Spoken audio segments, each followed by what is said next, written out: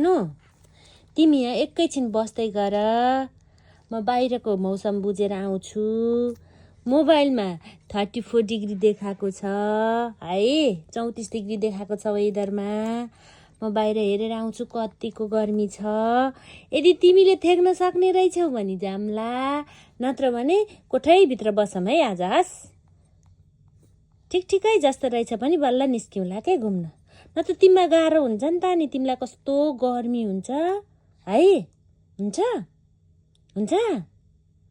तिमी यसो नरोइकन बस ल म हेरेर आउँछु कस्तो रहेछ बाहिर हस्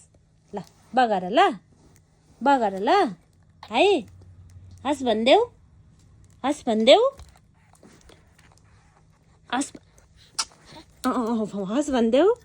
म बाहिर गएर आउँछु ल